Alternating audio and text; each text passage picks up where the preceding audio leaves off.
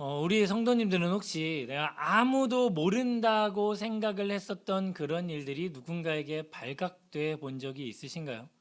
그냥 그때의 기분은 어떠셨습니까? 내가 정말 아무도 모르게 몰래 몰래 하던 일이 뭐 좋은 일이든 나쁜 일이든 누군가에게 발각이 됐을 때 그럼 여러분의 기분은 어떠셨나요? 그냥 이번만 어떻게 잘 넘어가면 될 것 같은데 그런 일들이 점점 꼬이고 꼬여서 걷잡을 수 없이 일이 커져서 더 이상 내가 수습하지 못한 상태가 되었을 때 그때 여러분들은 또 어떻게 행동을 하셨나요? 그리고 게다가 내가 누군가는 제발 몰랐으면 좋겠는 그런 일들이 너 그렇게 했잖아 라고 지적을 했을 때 그때 여러분의 기분은 어떠셨나요? 오늘 본문은 다윗의 이야기 중에 가장 유명한 이야기 중에 하나가 이렇게 나오고 있습니다. 교회학교 주일학교 아이들에게 다윗이 어떤 일을 했니 물어보면 뭐 유아부 또 초등부 뭐 청소년부까지만 해도 좀 그런 것 같습니다. 다윗이 어떤 일을 했니라고 물어보면 대부분 물맷돌로 다윗이 골리앗을 죽였어요라고 이야기를 합니다. 얼마나 감사한지. 근데 청년 장년만 되면 다윗이 어떤 일을 했니? 그러면 벌써 이 밧세바 이야기가 나옵니다. 이게 보는 눈이 좀 다른 건지 그렇게 이야기를 합니다. 이 이야기에서는 다윗이 저지른 죄와 그 결과가 정말 사실적으로 잘 묘사가 되어 있고, 그다음에 이 일을 통해서 다윗이 하나님 앞에 진정으로 회개하는 모습, 그리고 하나님께서 그를 용서하시는 그런 사랑의 모습, 이런 모습이 정말 아름답게 그려지고 있습니다. 그런데 이 이야기가 우리에게 그렇게 많은 사람들에게 사랑받는 그런 많이 이야기가 되는 그런 것과는 달리 여기 이 안에서 말씀하시는 하나님의 뜻, 이 안에서 발견하기 원하시는 하나님의 뜻, 그 하나님의 진정한 교훈은 우리가 잘 깨닫지 못한 채 그냥 다윗이 이랬구나라는 정도로만 지나가는 것 같습니다. 왜냐하면 이 이야기가 그냥 다윗의 이야기, 내 얘기가 아니라 그냥 수천 년 전의 다윗의 이야기 정도로만 끝났기 때문인 것 같습니다. 그런데 이 이야기는 다윗에게만 국한이 되었거나 아니면 어떤 한 시대에만 한정되어 있는 그런 이야기는 결코 아닙니다. 현대에도 하나님께서는 이 본문을 통해서 지금 오늘을 살아가는 우리에게도 가장 적절한 메시지를 우리에게 주고 계십니다.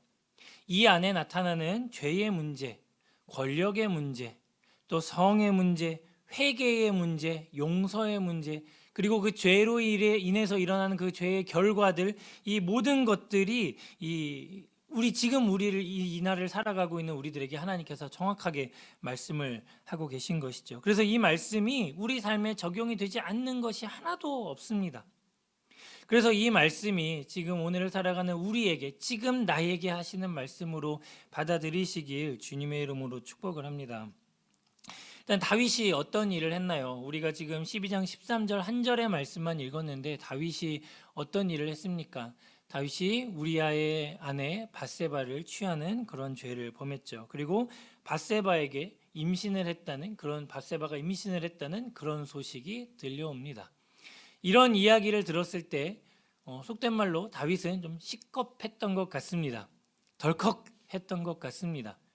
왜냐하면 그 다윗이 밧세바를 취했을 땐 정말 한순간의 쾌락 때문이었지만 점점 내가 이 일을 숨기고 싶고 이게 정말 걷잡을 수 없이 일이 진행되고 있는 것 같아서 정말 마음이 덜컥했을 겁니다. 그리고 분명히 율법에는 레위기와 신명기 말씀에는 간음한 자는 반드시 죽여야 한다고 그렇게 말씀을 하고 있었기 때문에 하나님의 말씀을 잘 알고 있었던 이 다윗도 내가 이렇게 하나님께 죄를 지었구나, 내가 죽게 생겼구나 라는 생각 때문에 덜컥했을 것입니다. 그런데 그 당혹스러움도 잠시였던 것 같습니다. 다윗은 그 특유의 민첩함과 명석함을 최대한 신속하게 발휘했습니다. 이게 머리가 똑똑한 사람, 머리가 좋은 사람들의 단점인 것 같습니다. 잔머리가 좋은 사람들의 단점인 것 같습니다. 제가 이렇게 공부를 잘하고 똑똑한 건 아닌데 잔머리가 잘 굴러가서 저희 어머니한테 넌 그렇게 이런 말을 많이 들었는데 정말 이 잔머리가 잘 돌아가는 사람들은 아차 싶으면 어떻게든 이거를 내 생각대로 잘 풀어보려고 잔머리를 굴리기를 시작을 합니다. 막 문제가 생기면 바로 회개를 하고 내가 죄를 지었다 싶으면 바로 회개를 하고 하나님 앞에 엎드려야 하는데 그걸 하기 전에 내가 어떻게든 수습할 수 있겠지라는 생각에 잔머리를 돌리기를 시작을 합니다. 다윗이 이 명석한 두뇌를 오직 하나님의 일을 위해서만 사용했다면 얼마나 하나님께서 기뻐하셨을까요? 얼마나 좋아하셨을까요? 그런데 다윗은 그런 잔머리를 자기의 나름의 방식대로 사용하기 시작을 했습니다. 다윗의 추악한 행위는 이런 밧세바를 취하는 그것으로만 끝나지 않았습니다. 이 여인이 임신했다는 소식을 듣자 어떻게 했죠? 다윗은 어떻게든 우리아에게 그의 남편에게 이것을 덮어 씌우려고 막 그를 불러들이고 막 술을 먹이고 막 온갖 방법을 다 사용을 합니다.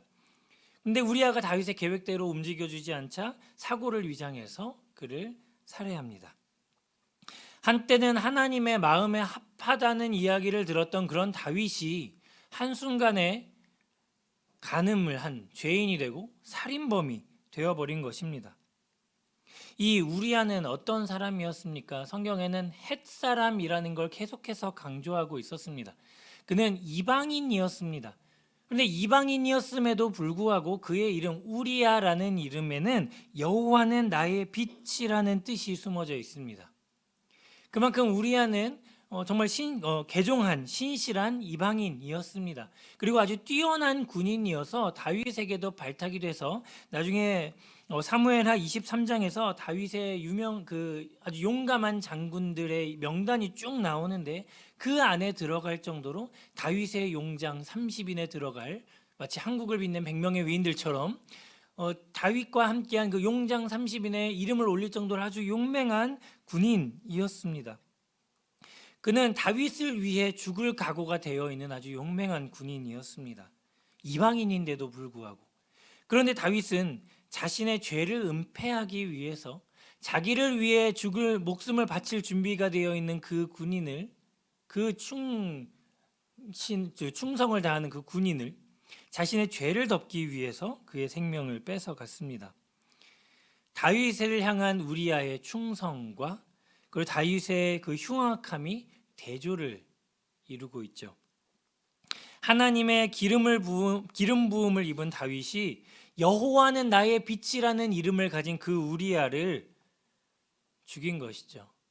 이방인보다 못한, 하나님을 믿지 않는 사람보다 못한 행동을 하고 있는 것입니다.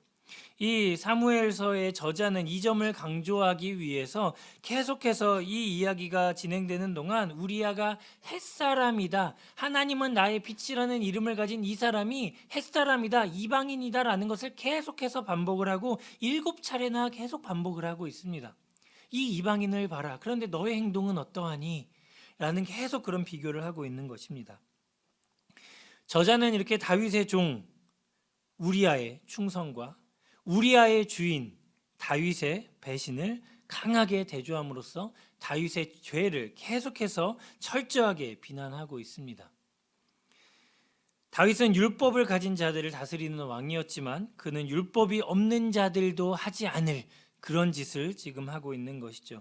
마치 오늘날 많은 그리스도인들이 하나님을 안다고 하나님을 믿는다고 하면서 하나님을 모르는 사람들보다 더 많은 죄를 짓고 더 흉악한 범죄를 저지르고 정말 부끄러운 짓을 저지르는 그런 모습이 마치 이런 모습이 아닐까 저는 생각을 해봤습니다. 다윗의 모습을 한번 보십시오. 어떻습니까? 이미 지은 죄를 덮기 위해서 또 다른 죄를 계획하고 있습니다. 죄라는 게 그렇죠. 한번 죄를 짓고 나면 꼬리에 꼬리를 물고 계속해서 죄를 짓게 되어 있습니다. 그렇기 때문에 죄를 지으면 그 죄를 합리화하거나 덮기 위해서 더 많은 죄를 짓고 더 큰 죄를 짓고 또 그렇게 하기 때문에 우리는 하나님 앞에 당장 그 죄를 발견했을 때 당장 하나님 앞에 엎드려야 하는 것입니다. 그리고 그 피해를 입은 사람에게 가서 용서를 구해야겠죠. 이것이 죄의 문제를 극복하는 최선책인데 다윗은 그렇게 하지 않았습니다. 계속 내 죄를 덮기 위해서 또 다른 죄를 짓고 또 다른 죄를 짓고 왕이라는 체면 때문에 그랬을까요? 뭔가 체면이 구겨질까 봐 두려웠을까요? 근데 죄인에게 체면은 그렇게 중요한 게 아닌 것 같습니다. 체면을 차리다 보면 또 다른 죄를 짓기 때문이죠. 내가 이런 사람인데 나에게 이런 죄가 드러나면 안 되지. 예수님께서도 죄를 지은 손과 눈을 가지고 지옥불에 던져지는 것보다 차라리 그 눈을 뽑아버리고 손을 잘라버리고 영생의 천국에 이르는 것이 훨씬 낫다고 말씀을 하셨습니다. 체면이 겉으로 보이는 게 뭐가 중요합니까? 우리에게는 그 죄를 뽑아버려야 하는 의무가 있는데. 그런데 다윗의 행위는 너무나도 잔인합니다. 하나님의 자비를 그렇게 많이 체험한 다윗이, 그렇게 하나님의 사랑을 많이 받은 그런 사람이 어떻게 이렇게까지 타락하고 독해질 수가 있는 것일까요? 아무리 믿음 좋은 사람이라도, 아무리 하나님의 사랑을 많이 받았었던 사람이라도 죄를 한번 맛보기 시작하면 이렇게 되는 것 같습니다. 그렇기 때문에 죄는 처음부터 짓지 말아야겠죠.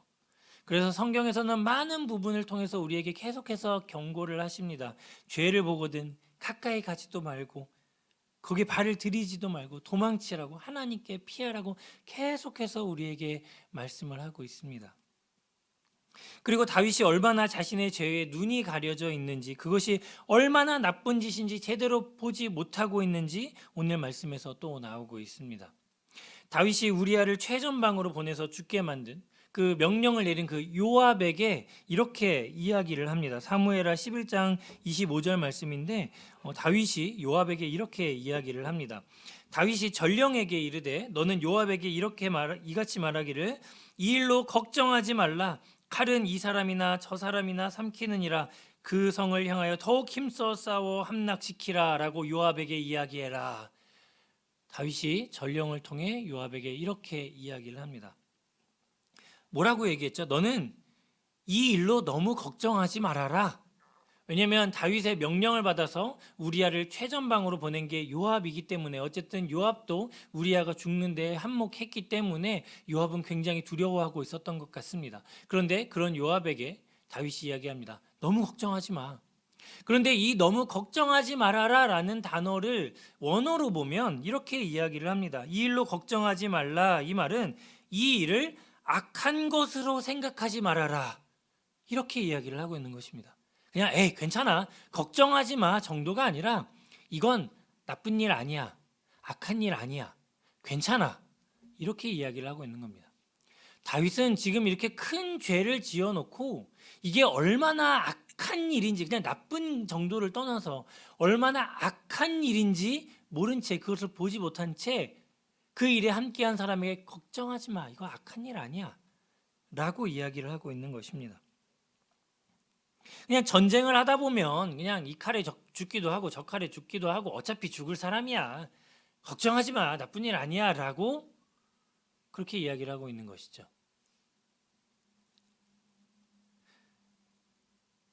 예전 같았으면 하나님의 말씀의 기준을 삼아서 이게 선한 일인지 악한 일인지 판단을 했었던 다윗이 지금은 죄의 눈이 가리워서 오직 자신의 기준으로만 이게 악한 일인지 악하지 않은 일인지, 이게 걱정해야 할 일인지 걱정하지 않아도 되는 일인지 자신이 판단을 하고 있습니다. 이 다윗의 모습을 봤을 때 죄라는 게 어떻습니까? 저는 이 말씀을 보면서 아니 뭐 다윗 이런 새끼가 다 있나 진짜 뭐야 이게? 이런 생각이 들 정도로 지금까지 가지고 있었던 다윗에 대한 좋은 이미지는 다 없어지고, 아니 어떻게 다윗이라는 사람이 한 나라의 왕이 하나님의 사랑을 받은, 선택을 받은, 기름을 부은 왕이 어떻게 이런 행동을 할 수 있지? 라는 생각이 점점점 더 들었습니다. 다윗이 이 정도였다고? 정말 정이 떨어지더라고요. 이런 다윗의 모습을 봤을 때 죄라는 게 대체 어떻습니까? 죄는 첫 번째로 죄를 통해 느끼는 희열은 영원하지 않다는 것입니다. 죄의 결과는 아주 추악하죠. 사람이 죄를 지을 때는 어떻습니까? 그 잠깐의 달콤함을 맛보기 위해서, 그 잠깐의 쾌락을, 잠깐의 희열을 느끼기 위해서 그 죄에 발을 들입니다. 그런데 그 만족감은 오래 가지 못한다는 사실을 기억하시길 바랍니다. 죄의 싹슨, 죄의 결과는 결국 사망이지 않습니까? 죄를 지은 후에 치러야 하는 대가가 너무 추악합니다. 다윗은 그 잠시의 쾌락에 대해서 엄청난 대가를 치르고 있는 것입니다. 심지어 살인까지 했죠. 직접 다윗이 칼로 죽이지는 않았지만 그 죽음의 현장으로 다윗이 억지로 몰아넣었습니다. 마치 이 사무엘서를 읽으면서 다윗의 이야기를 보면서 저는 이 사무엘서의 저자가 저한테 이렇게 이야기를 하는 것 같았습니다. 너 이래도 죄 지을래? 죄가 이렇게 추악한 건데, 점점 더 죄를 짓게 만드는 건데 너 그래도 그 작은 죄 시작할래? 라고 이렇게 말씀을 하는 것 같았습니다. 두 번째로 이 죄라는 것은 죄를 합리화하거나 숨기려는 노력은 더 많은 죄를 짓게 만듭니다. 다윗은 처음 가늠한 그 죄를 덮기 위해서 온갖 잔머리를 굴리고 심지어 이제는 사람을 죽이기까지 했습니다. 차라리 처음에 회개를 했으면 이런 일은 일어나지 않았을까요? 처음에 회개했더라면 그냥 그 잠깐 왕으로서의 체면이 구겨지는 그 잠깐의 그것은 있을 수 있을지 몰라도 이렇게까지 사람을 죽이는 일까지는 가지 않았을 것 같습니다. 그 처음 자기의 죄라는 것을 깨달았을 때 회개했더라면. 그러나 후에 가서 나단 선지자의 질책을 받고 또 수많은 사람 앞에서 더 심하게 체면이 구겨지지 않았습니까? 더 큰 죄를 짓게 되지 않았습니까? 그리고 또 처음에 회개를 했더라면 우리아를 포함해서 그 전쟁에서 같이 죽어야만 했던 그 우리아가 죽는 걸 어색해 보이지 않게 하기 위해서 같이 죽어야만 했던 그 그 사람들의 죽음도 어떻게 됐을지 모르겠죠. 그가 회개하기를 거부해서 이 사람들이 살해당한 것과 마찬가지라고, 그렇다라고 단정 지을 수는 없지만 다윗이 회개하지 않아서 이를 이렇게 키웠기 때문에 그가 죽인 것이나 마찬가지라고 할 수가 있습니다. 기회가 있을 때, 잘못을 깨달았을 때 죄를 회개하고 피해를 수습하는 것이 가장 현명하고 지혜로운 방법이라는 것을 기억하시기 바랍니다. 마지막으로 죄라는 것은 순간적으로 우리를 실제적인 무신론자로 만듭니다.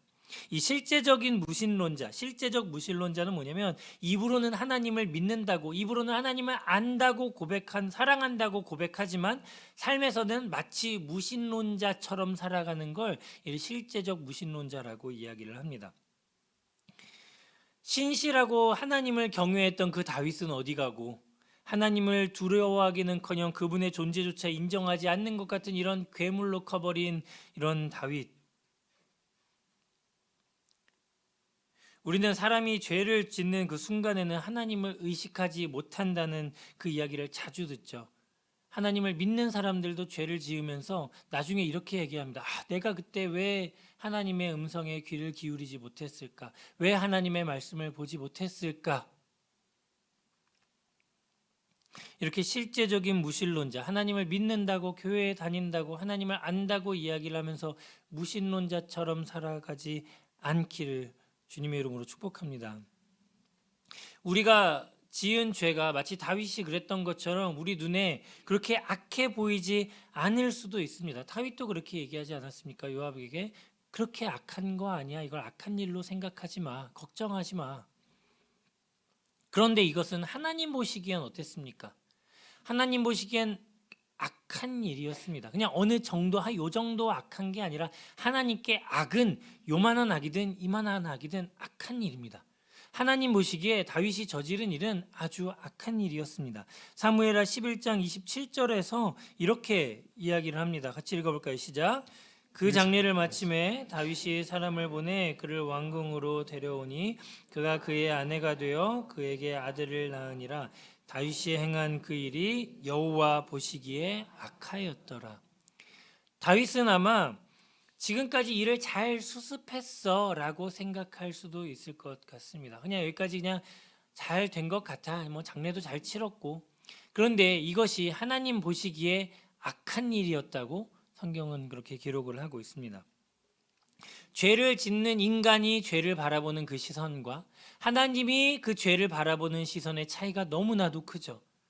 우리는 때로는 죄를 짓고 나서 그냥 요거는 요 정도 악한 일이야 라고 생각을 한다거나, 그냥 이건 큰 죄, 그거보다 좀 더 큰 죄가 있으면 그때보단 좀 더 큰 죄네. 그런데 하나님 보시기엔 요만한 죄든 이만한 죄든 악한 일입니다. 하나님 기준에 악한 일입니다. 하나님과 그렇게 동행하던 다윗이 이제 어떤 크기가 됐든 악한 일을 하는 사람이 되어버렸습니다.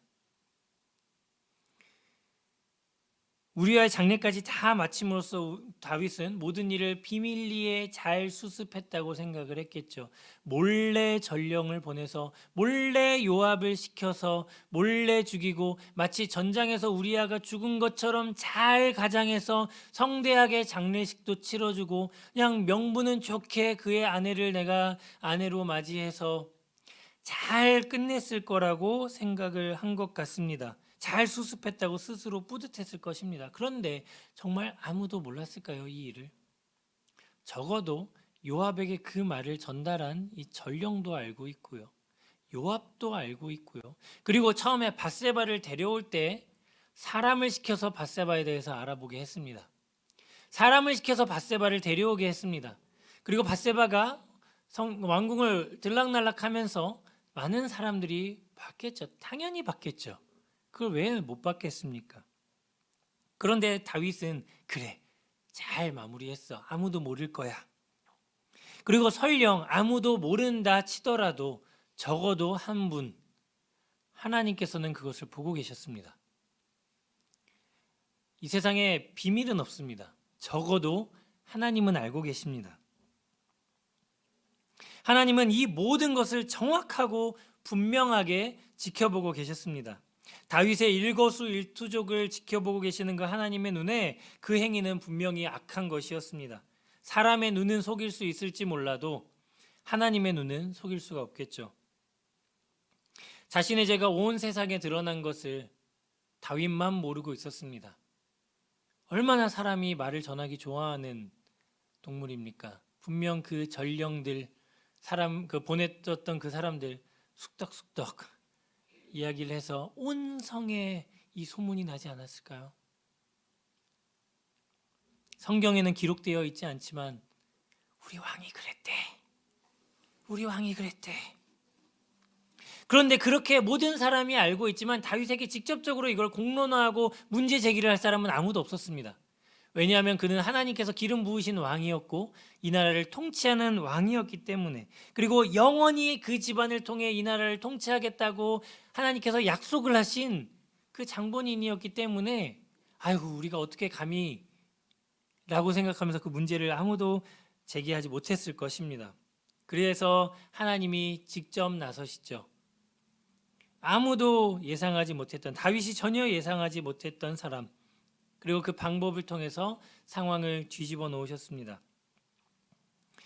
바로 나단 선지자를 하나님께서 보내신 것이죠. 왜 하나님께서 그냥 지켜보고 계시지 않았을까요? 그래도 여전히 하나님은 다윗을 사랑하고 계셨습니다. 비록 그가 이렇게 죄를 지었지만 하나님은 여전히 다윗을 사랑하고 계셨습니다.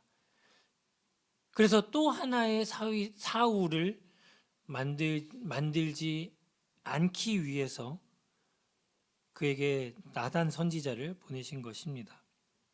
이제 나단은 마치 다윗이 통치하고 있는 그 영토에서 일어나고 있는 어떠한 일처럼 이야기를 해서 다윗에게 이야기를 합니다. 이런 일이 있었는데 어떻게 판결을 내려야 합니까? 낚시를 한 거죠. 그랬더니 다윗이 물어버렸습니다. 이렇게 이야기를 하죠. 이런 일을 행한 그 사람은 마땅히 죽을지라. 그 이야기가 자신의 이야기인지 모른 채, 깨닫지 못한 채 어떻게 그런 나쁜 놈이 있을 수가 있어. 당장 죽여야지. 3배, 4배 갚게 하고 당장 그 사람을 죽여야지. 열을 냈습니다. 그런데 이렇게 호들갑을 떠는 다윗의 등에 나단이 비수를 꽂습니다. 당신이 그 사람입니다. 이제 왕은 여호와의 말씀을 들으십시오. 이 당신이 그 사람입니다 라는 말을 들었을 때 다윗은 정말 등에 식은땀이 쫙 흐르지 않았을까요?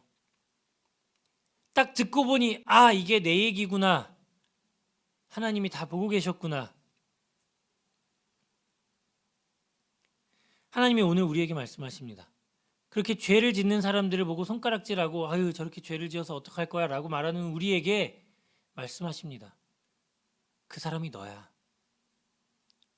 그 사람이 당신입니다. 그런데 하나님은 이 다윗을 어떻게 벌하실지 말씀하시기 전에 7절과 8절에서 하나님께서 다윗에게 얼마나 많은 사랑을 베풀어 주셨는지, 얼마나 큰 복을 주셨는지 일깨워 주셨습니다. 7절과 8절에서 이렇게 이야기를 하십니다. 제가 읽어드리겠습니다. 나단이 다윗에게 이르되 당신이 그 사람이라 이스라엘의 하나님 여호와께서 이와 같이 이르시기를 내가 너를 이스라엘의 왕으로 기름을 붓기 위하여 너를 사울의 손에서 구원하고 내 주인의 집을 내게 주고 내 주인의 아내들을 내 품에 두고 이스라엘과 유다 족속을 내게 맡겼느니라. 만일 이것이 부족하였을 것 같으면 내가 내게 이것저것 더 주었으리라. 내가 너에게 이런 것들을 줬잖아. 이렇게 줬잖아. 내가 부족하면 더 줬을 텐데 뭐가 그렇게 부족했니? 내가 너에게 이렇게 많은 복을 줬잖아. 이렇게 너를 사랑했잖아. 하나님은 이렇게 우리에게 더 많은 것을 주실 수 있는 분이고 더 많은 것을 주시려고 준비하고 계시는 분입니다. 근데 하나님의 말씀은 다윗이 지금 뭔가 부족해서 죄를 지은 게 아니라는 것을 이 말씀을 통해서 알 수 있습니다. 자기가 부족함을 느꼈기 때문에 죄를 지은 건 아니라는 것을 말씀을 하고 계시죠. 네가 부족한 게 있으면 말을 하지 라고 하는 이 말씀 속에는 다윗은 분명히 차고 넘치게 가졌습니다. 물질뿐만이 아니라 하나님께서 주시는 그 모든 복을 차고 넘치게 갖고 있었습니다. 그런데도 다른 사람의 것을 탐했죠. 실제로 우리가 죄를 지을 때도 그렇습니다. 정말 내가 뭔가 필요해서 죄를 짓는 경우는 극히 드문 것 같습니다.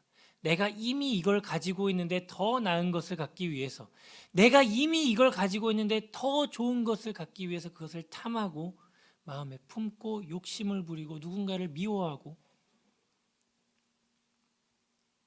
하나님은 이 일을 통해서 다윗이 자신을 업신여겼다고 9절에서 말씀을 하셨습니다. 사울이 하나님으로부터 버림받은 이유는 무엇 때문이었죠? 하나님의 말씀을 업신여겼기 때문입니다. 그 사울이 했던 걸 지금 너 똑같이 하고 있는 거야. 이렇게 말씀을 하십니다. 그가 감추려고 애썼던 그의 죄 때문에 하나님이 그를 벌하실 것이라는 판결을 들은 다윗은 이제 드디어 다행히도 자신의 본 모습을 찾았습니다. 즉시 하나님께 회개한 것이죠. 상하고 깨진 심령으로 하나님 앞에 무릎을 꿇었습니다. 그는 나단이 전한 그 메시지를 잘 알아듣고 단번에 나온 대답이 이거였습니다. 내가 하나님께 죄를 범했습니다. 당신은 죄인입니다 라는 그 지적에 맞습니다. 나는 죄인입니다가 바로 나온 것이죠. 죄 고백은 바로 이런 것입니다. 진정한 회개라는 것은 바로 이런 것입니다. 뭔가 장황한 설명, 장황한 변명, 내가 잘못하기는 했는데 내가 이래서 한 거예요. 마치 사울이 그랬던 것처럼 내가 혼자 제사를 드리면 안 되는 거 아는데 당신은 오지도 않고 자꾸 군사들은 흩어지니까 내가 어쩔 수 없이 한 거예요. 이런 변명은 필요 없는 것입니다. 회개에서. 그리고 다윗은 사울처럼 선지자에게 매달리지도 않았습니다. 구차하게 매달리지도 않았습니다. 그냥 바로 그 자리에서 엎드려서 맞습니다. 나는 죄인입니다. 가슴을 치면서 그렇게 회개했습니다. 얼마나 일이 커졌습니까? 많은 사람을 죽이고 또 많은 사람들이 이 일을 알게 되고 왕으로서 체면도 구기고, 하지만 다윗은 오히려 지금이라도 이렇게 회개했을 때 드디어 하나님께 숨으려 했던 이 모든 시간이 끝났구나 라고 안도의 한숨을 내쉬었을 것 같습니다. 내가 더 이상 하나님 앞에 숨기지 않아도 되는구나. 다윗이 이렇게 회개하는 다윗을 용서하시고 그가 이 일로 인해 결코 죽지 않을 것이라고 이제 13절에서 말씀을 하십니다. 그런데 이 내용을 보면 어떻게 보면 좀 허무합니다. 막 그렇게 장황하게 죄를 지어놓고 어마어마한 죄를 지어놓고 너 잘못했어. 네, 잘못했습니다. 그래, 용서해 줄게. 좀 이렇게 해도 되는 건가 싶을 정도로 허무한 회개와 용서인 것 같아 보이죠. 그런데 하지만 이것이 하나님께서 원하시는 진정한 회개입니다. 내 눈에 죄를 보게 하셨을 때 바로 하나님께 엎드리는 것, 내가 죄라는 것을 깨달았을 때 바로 하나님 앞에 엎드리는 것, 그리고 변명하지 않고 하나님께 맞습니다, 나는 죄인입니다 라고 고백하는 것, 이것이 바로 하나님께서 다윗을 용서하신 이유이지 않을까요? 표면적인 이유는 다윗이 회개를 했기 때문, 그런 진정한 회개를 했기 때문이고, 진정한 이유는 하나님의 그 자비하심 때문이죠. 여전히 다윗을 사랑하시는 그 하나님의 자비하심 때문에. 이런 용서를 받은 다윗은 이제 이 일로 인해서 삶의 전환점을 돌게 되었습니다. 이제 성경은 다윗을 하나님 마음에 합한 자라고 그렇게 기록을 합니다. 이렇게 큰 죄를 지었지만 하나님은 끝까지 다윗을 하나님 마음에 합한 자다. 그리고 모든 왕의 기준이 바로 다윗이 되었습니다.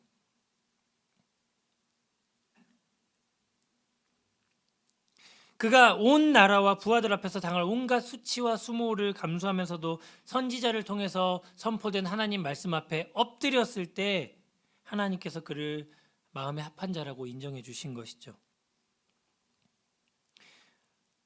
말씀을 정리하겠습니다. 우리가 이 다윗의 이야기를 통해서 우리가 무엇을 배울 수가 있겠습니까?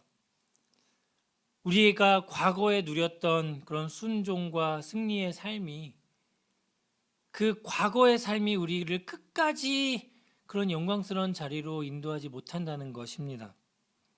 그냥 우리의 이력서에 좋은 문구 하나는 남길 수 있을 것입니다. 그냥 하나님을 잘 믿었었던 사람. 하지만 그 과거의 그런 순종이, 과거의 영광이 우리의 미래까지 보장하지는 못하는 것입니다. 그렇기 때문에 우리는 매 순간 끝까지, 죽을 때까지 죄에 걸려 넘어지지 않도록 하나님께서 우리의 그 눈을 뜨게 하시도록 계속 기도해야 하는 것입니다. 반대로 또 우리는 어떤 것을 생각할 수 있습니까? 우리가 비록 하나님 앞에 죄를 지었다 할지라도, 우리가 진정으로 하나님 앞에 엎드리고 무릎을 꿇고 옷을 찢고 눈물을 흘리며 통곡을 하며 하나님께 진정으로 회개를 한다면, 다른 변명 없이 하나님 근데 제가 이래서 그랬던 거긴 한데 어쨌든 죄송해요가 아니라, 하나님 다른 말은 할 거 없습니다. 오직 하나님만이 의로우십니다. 저는 죄인입니다 라고 그렇게 고백을 하고 회개를 한다면 하나님께서 우리를 용서해 주실 것이고, 하나님의 그 자비하심으로, 그 사랑하심으로 우리를 품으시고 우리에게 더 이상 그 죄를 묻지 아니하시고 그 죄인을 통해서 위대한 일을 하신다는 것을 믿으시기 바랍니다. 분명히 그 마태복음 1장 6절에는 예수님의 족보가 1장에는 예수님의 족보가 나와 있습니다. 근데 그 족보를 보다 보면 다윗에 대해서 이렇게 기록을 합니다. 1장 6절 함께 읽어봅니다. 시작. 이새는 다윗 왕을 낳으니라. 다윗은 우리아의 아내에게서 솔로몬을 낳고.